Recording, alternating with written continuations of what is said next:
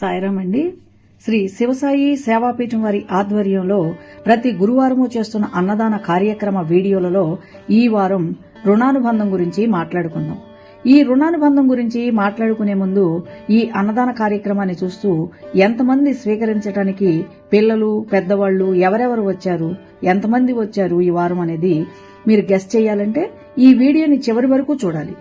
ఈ రోజు ఈ భోజనాల్లో విశేషం ఏంటంటే, మా అపార్ట్మెంట్లోని మా మనవరాలు వయసు ఉన్న ఒక చిన్న పాప చిరంజీవి తన్వీ నందన రెండవ పుట్టినరోజు అండి. అంతేకాదు తన్వీ నందన మొదటి పుట్టినరోజు నాడు కూడా వీరు క్రిందటి సంవత్సరం 400 మందికి మొత్తం ఖర్చు వీరే భరాయించి భోజనాలు పెట్టించారు. ఈ సంవత్సరం కూడా మా అమ్మాయి రెండవ పుట్టినరోజు అండి, మేము అన్నదానం చేస్తామని ఇక్కడికి వచ్చిన వారందరికీ భోజనాలు పెట్టడానికి తమ వంతు సహకారాన్ని అందించారు. ఇది కదా రుణానుబంధం అంటే. అసలు పెట్టేవారెవరో తినేవారికి తెలియదు, తినేవారెవరో పెట్టేవారికి తెలియదు. మరి దీన్నే కదా రుణానుబంధం అనేది. ఇక మనం రుణానుబంధం గురించి మాట్లాడుకుందాం. రుణానుబంధాల వల్లనే మనకు ఈ జన్మలో తల్లి, తండ్రి, భార్య, భర్త, పిల్లలు, స్నేహితులు, శత్రువులు ఇలా మిగతా సంబంధాలన్నీ కూడా ఈ ప్రపంచంలో మనకి లభిస్తాయి. మీ అనుభవంలో ఒక సంతానం ఏదైనా కోరితే డబ్బులు లేకున్నా అప్పు చేసి మరీ వారి కోరిక నెరవేరుస్తాం. కానీ మరో సంతానం ఏదైనా కోరితే చేతిలో డబ్బులున్నా సరే వారి కోరిక తీర్చాలనిపించదు. ఎందుకని? అలాగే కొంతమంది విషయంలో ఎక్కువ ప్రేమ చూపిస్తాం. ఎందుకని? అసలు మనకు సంతాన రూపంలో ఎవరెవరు వస్తారంటే, గత జన్మలో మనం ఎవరి వద్దనైనా రుణం తీసుకుని ఉండొచ్చు, లేదా ఎవరో ఒకరి ధనాన్ని నష్టపరిచి ఉండొచ్చు.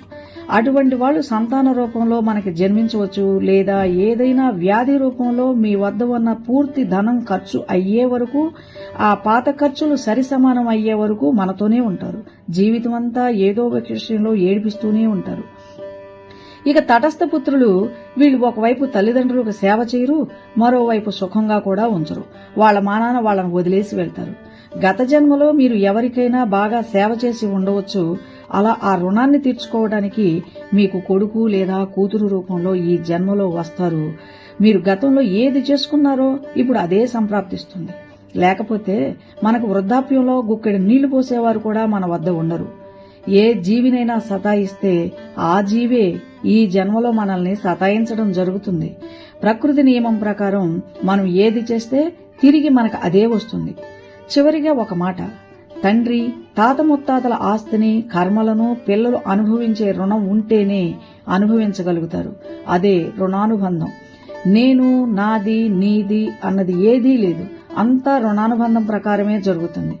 జీవితమన్నా, సంసారమన్నా ఏదైనా అనండి, అంతా రుణానుబంధమే.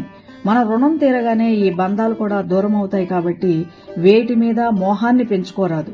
బాబాగారు ఎప్పుడూ చెబుతూ ఉంటారు, ఎవరూ కూడా తమంతట తాముగా తన వద్దకు రారని, వారితో తనకు గల రుణానుబంధం వల్ల తానే వారిని తన చెంతకు రప్పించుకుంటానని బాబా అనేక సందర్భాల్లో చెప్పారు. అంటే బాబాతో రుణానుబంధమే లేకపోతే మనం అసలు సాయి భక్తులు అవటమే తటస్థించదన్నమాట. ఈ ప్రబోధం ద్వారా రుణానుబంధం యొక్క ప్రాశస్త్యం అర్థమవుతుంది. మోక్ష సాధనకు రుణానుబంధం ఒక అడ్డంకిగా నిలుస్తుంది. మన నిత్య జీవితంలో మనం చేసే వివిధ కర్మల వలన అనేక మందితో రుణానుబంధం అనే ఒక చట్రంలో ఇరుక్కుపోతాం. ఇందువల్ల పాపపుణ్యాలను అనుభవిస్తూ జనన మరణ చక్ర భ్రమణంలో తిరగాడుతూ ఉంటాం. ఈ బంధం తీరగానే ఇవన్నీ కూడా నశించిపోతాయి. ఇల్లు, భార్య, పిల్లలు, సంపద, ఆఖరికి స్నేహితులు గాని, హితులు గాని, ఈ రాతలు గాని, పలకరింపులు సర్వం రుణానుబంధమే. అదే చెల్లిపోతే అంతా మిథ్య, జీవితమంతా చిత్రమే, దర్పణ దృశ్యమాన నగరి. ఈ రోజుతో ఈ రుణానుబంధం తీరినట్లే. అవును, ఆ రోజుతో రుణానుబంధం తీరినట్లే.